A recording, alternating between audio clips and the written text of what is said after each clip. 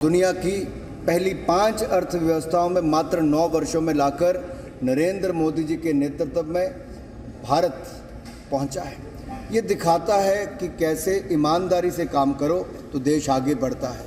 और आज जब ये नो कॉन्फिडेंस मोशन शुरू होगा तो वैसे ही हमें अवसर मिलेगा देश के सामने अपनी बातें रखने का और देश की जनता को जानने का और एक बार फिर कहने का कि अगली बार फिर मोदी जी ही आएंगे। तीसरी बार जब आएंगे तो दुनिया की तीसरी सबसे बड़ी अर्थव्यवस्था भी बनाएंगे। तो केंद्रीय मंत्री अनुराग ठाकुर को आप सुन रहे थे। केंद्रीय सूचना प्रसारण मंत्री अनुराग ठाकुर ने कहा कि सरकार इस तैयारी के साथ उतर रही है, यही तैयारी की जा रही है कि तीसरी बार भी मोदी सरकार ही आए। हालांकि अविश्वास प्रस्ताव को लेकर तंज किया। चाहता हूं विपक्ष का कि वो नो कॉन्फिडेंस मोशन लाए।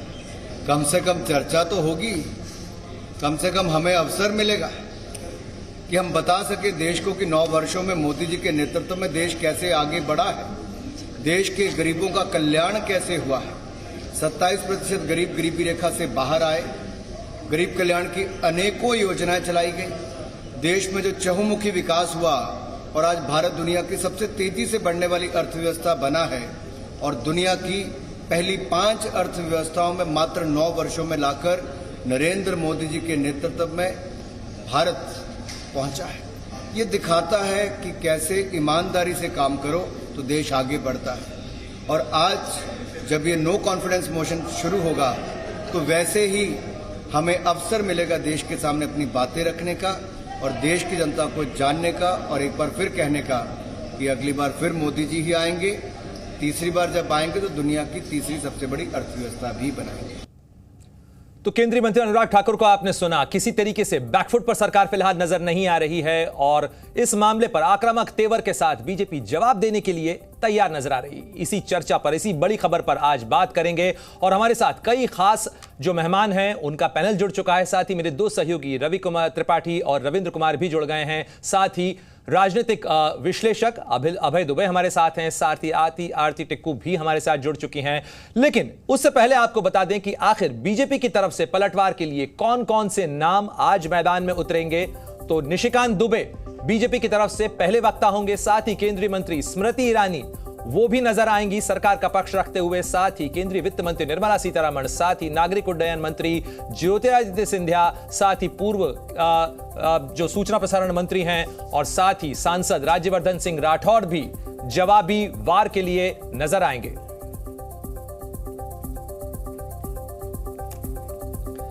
लेकिन सरकार के तेवर क्या हैं, इसकी बानगी राज्यसभा में दिल्ली सेवा विधेयक के दौरान देखने को मिल गई, जब केंद्रीय गृह मंत्री अमित शाह ने किस तरीके से पलटवार किया, जरा देखिए। आज बंगाल अगर भारत में है तो श्यामा प्रसाद मुखर्जी के कारण है, और अगर आज कश्मीर भारत में है तो श्यामा प्रसाद मुखर्जी के कारण। और मान्यवर ये कह रहे थे ये नागपुर से इशारा आता है, नागपुर से। ठीक है भाई, चलो 1 सेकंड के लिए मेरी बात मान लूं। नागपुर से इशारा आता है, आपकी बात को मैं मान लेता हूं, मगर नागपुर तो भारत का हिस्सा है, रसिया या चीन नहीं है। आपकी पार्टी तो रसिया और चीन से इशारा लेती थी। मान्यवर ये साथ में क्यों आए हैं? ये साथ में इसलिए आए हैं कि उनको भरोसा है कि अकेले कुछ हो नहीं सकता, इकट्ठा हो जाओ तो कुछ तो कर पाएंगे। मगर मैं आज बताना चाहता हूं मान्यवर, और 5-10 लोगों को जोड़ दो, कुछ नहीं होने वाला है। 24 मई में फिर से नरेंद्र मोदी प्रधानमंत्री। मान्यवर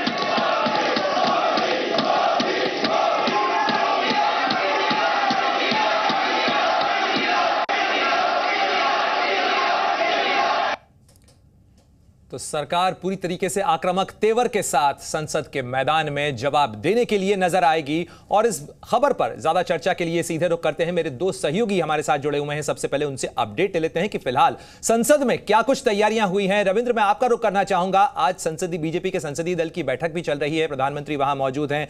क्या कुछ रणनीति होगी, किस तरीके से प्रधानमंत्री का मार्गदर्शन उस टीम को जो कि जवाब देने के लिए उतरेगी?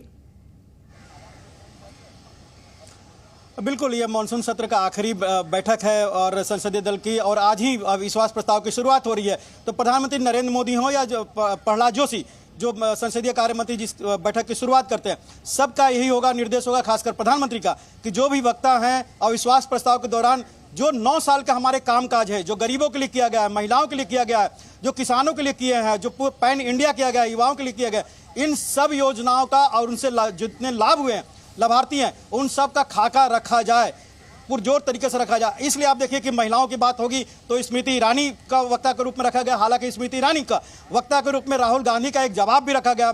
निर्मला सीतारमण को रखा गया वक्ता के रूप में, जो जवाब देगी अगर इन्फ्लेशन की बात होती है, महंगाई की बात होती है और इकोनॉमिक डिसास्टर की बात अगर आरोप लगाते हैं विपक्ष, तो उसका जवाब निर्मला सीतारमण देगी। अगर महिलाओं के ऊपर अत्याचार की बात होगी तो राज्यवर्धन सिंह राठौर जो राजस्थान की बात उठाएंगे। तो कहीं ना कहीं वक्ताओं को एक निर्देश होगा कि सरकार की योजनाओं बिल्कुल रविंद्र, और एक रोचक नाम जो है वो ज्योतिरादित्य सिंधिया का नाम भी है इस फहरिस्त के अंदर, क्योंकि ज्योतिरादित्य सिंधिया पिछली बार 2018 का अगर आपको ध्यान हो अविश्वास प्रस्ताव, तो वो राहुल गांधी के साथ बैठे हुए थे और वो कथित चर्चित जो आंखों का इशारा था वो उन्हीं को लेकर था। रवि त्रिपाठी को मैं लेना चाहूंगा। रवि, कांग्रेस को जाहिर तौर पर एक नया बूस्टर मिला है, क्योंकि जब यह अविश्वास प्रस्ताव का नोटिस दिया गया था उस समय तक राहुल गांधी संसद के सदस्य नहीं थे, लेकिन अब राहुल गांधी संसद में बैठे नजर आएंगे और चर्चा की शुरुआत करेंगे। क्या कुछ असलाहा, क्या कुछ जो वार है वो कांग्रेस या कहा जाए इंडिया गठबंधन की तरफ से देखने को मिलेगा?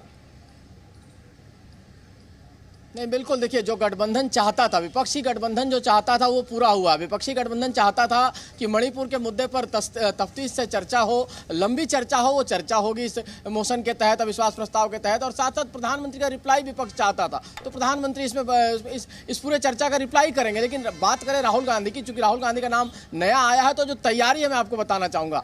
राहुल गांधी, गौरव गोगोई, अधीर रंजन चौधरी, मनीष तिवारी इधर से ये भी उतरने वाले हैं। और लेकिन जो बात होगी मुद्दों की होगी। देखिए आंकड़ा सबको पता है, विपक्ष के सारे नेताओं से पूछे तो उनको पता है कि आंकड़े हमारे पास नहीं है, उनका अविश्वास प्रस्ताव गिरने वाला है ये उनको पता है। बावजूद इसके जो मुद्दे हैं आज के डेट में, मणिपुर का मुद्दा हो, महंगाई का मुद्दा हो, बेरोजगारी का मुद्दा हो, और कहीं ना कहीं तमाम सारे वो मुद्दे जो सरकार को घेरने वाले हैं, उसी मुद्दे पर विपक्ष अपना केंद्रित करेगा मामला।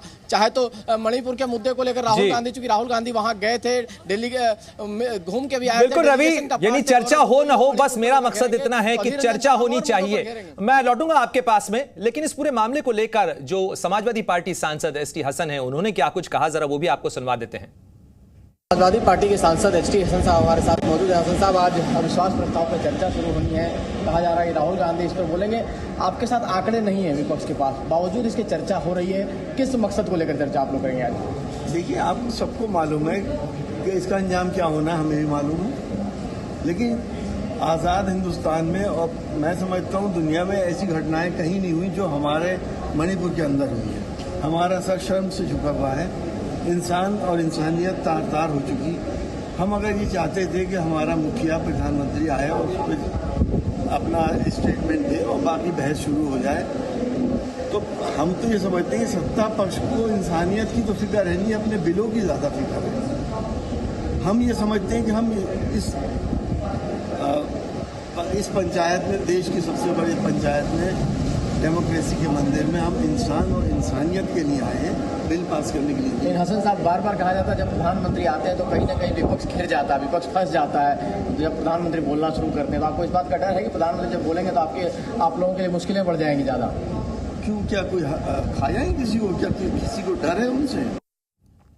तो विपक्ष क्या कुछ दलीलें दे रहा है वो हमने आपको सुनवाया। और रुख करते हैं, हमारे साथ अभय दुबे भी जुड़े हुए हैं, साथ ही आरती टिक्कू सिंह हमारे साथ हैं। अभय जी, मैं सबसे पहले आपका रुख करना चाहूंगा। ये जो अविश्वास प्रस्ताव है, संसद में पहले भी अविश्वास प्रस्ताव आते रहे हैं, हर सरकार के सामने कभी न कभी ये मौका आता है, लेकिन अगर देखा जाए इस समय सरकार किसी तरीके से बैकफुट पर नजर नहीं आ रही है, बल्कि तमाम जो नेता हैं वो यही कह रहे हैं कि आखिर इसी बहाने कम से कम चर्चा तो हुई। विपक्ष चर्चा से भाग रहा है, वहीं विपक्ष ये आरोप लगा रहा है कि सरकार चर्चा करना नहीं चाहती, इसीलिए संसद नहीं चल पा रही है। देखिए, ये मानना तो बिल्कुल गलत होगा कि सरकार बैकफुट पर है या घबराई हुई है, ऐसा कुछ नहीं है। मुझे लगता है जहां तक लोकसभा चुनाव की राजनीति है, नरेंद्र मोदी अभी भी सारे देश में नंबर 1 है और दूसरे किसी भी नेता के मुकाबले बहुत आगे हैं। भारतीय जनता पार्टी की केंद्रीय सरकार के खिलाफ कोई बड़ी एंटी इनकम्बेंसी हो, छोटी मोटी सरकार विरोधी भावनाओं को छोड़ दिया जाए तो उसके भी कोई संकेत नहीं दिखाई पड़ रहे हैं। तो सरकार का परेशान होने या घबराने का कोई वजह नहीं है। जहां तक मणिपुर के मुद्दे का सवाल है, उसके ऊपर जरूर मुझे आश्चर्य हुआ कि अभी तक सरकार की तरफ से कोई संसद के अंदर या बाहर कोई आधिकारिक वक्तव्य क्यों नहीं आया।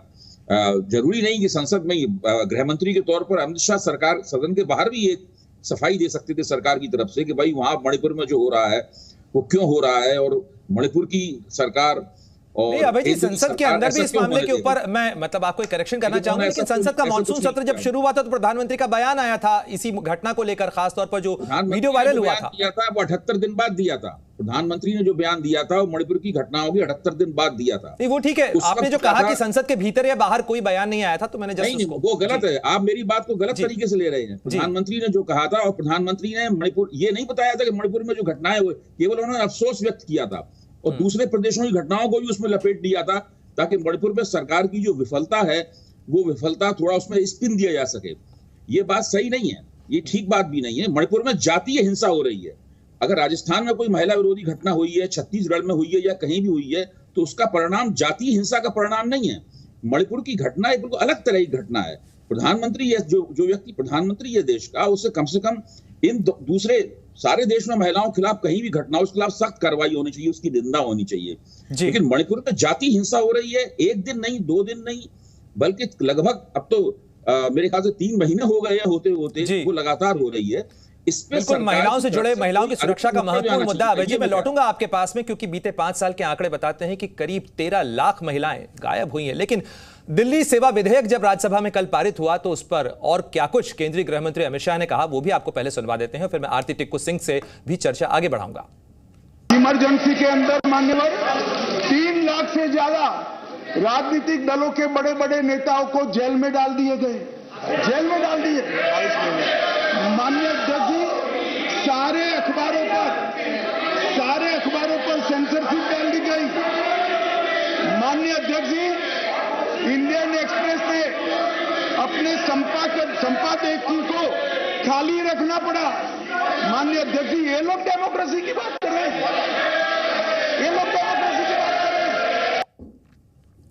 और अब चर्चा के लिए सीधे रुख करते हैं। आरती टिक्कू सिंह भी हमारे साथ जुड़ी हुई हैं, वरिष्ठ पत्रकार हैं। आरती जी, इसी बहाने सही, लेकिन कम से कम महिलाओं के मुद्दे को लेकर एक गंभीर चर्चा की अपेक्षा क्या संसद के अंदर की जा सकती है? क्योंकि जिस तरीके से प्रधानमंत्री ने कहा, यह मुद्दा किसी एक राज्य का नहीं है, लेकिन महिलाओं के साथ जिस तरीके की स्थिति है, जिस तरीके के दुर्व्यवहार की घटनाएं हर राज्य से सामने आती हैं, तो क्या एक गंभीर चर्चा की अपेक्षा की जाए या यहां मामला सियासत के दलदल में फंसता ज्यादा नजर आएगा? देखिए, मुझे पहले तो ये कहूँगी, बिल्कुल ये बहुत ही दर्दनाक वाक़या हुआ मणिपुर में और सबको शर्म आनी चाहिए। सभी पॉलिटिकल पार्टीज़ बहुत कुछ कहती है, वो बीजेपी हो, कांग्रेस हो, महिलाओं के बारे में, लेकिन महिलाओं के लिए कुछ करना एक बहुत बड़ा मुद्दा है इस देश में। और ये कोई नहीं कह सकता है कि मणिपुर में ज़्यादा है और उत्तर प्रदेश में कम है और कहीं और ज़्यादा है। अगर आप पूरी कंट्री की क्राइम रेट देखें, औरतों के खिलाफ जो एट्रॉसिटीज़ हुई है वो लगातार बढ़ ही रही है, घट नहीं रही है। वो आप कह सकते हैं कि हाँ, औरतों जो अभी अवेयरनेस है वो बहुत ज़्यादा बढ़ गई है, इसलिए ज़्यादा रिपोर्ट होता है क्राइम। लेकिन साथ ही साथ मैं कहूँगी, एक तरह से मुझे एक सिल्वर लाइनिंग भी दिखाई देती है कि इस देश में एक जागरूक नागरिक जो है अब चुप नहीं रहता है जब भारत की बेटियां जो है उनके साथ कोई जुल्म हो या उनके साथ कोई गलत व्यवहार हो।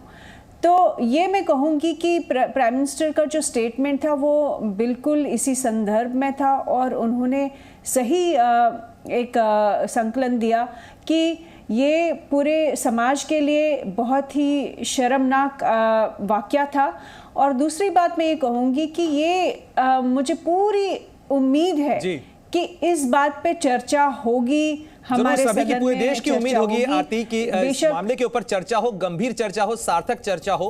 हालांकि ये देखना होगा कि इसमें सियासत कितनी होती है और चर्चा कितनी होती है। तमाम खास मेहमान हमारे साथ लगातार बने हुए हैं, साथ ही मेरे दोनों सहयोगी भी हमारे साथ बने हुए हैं।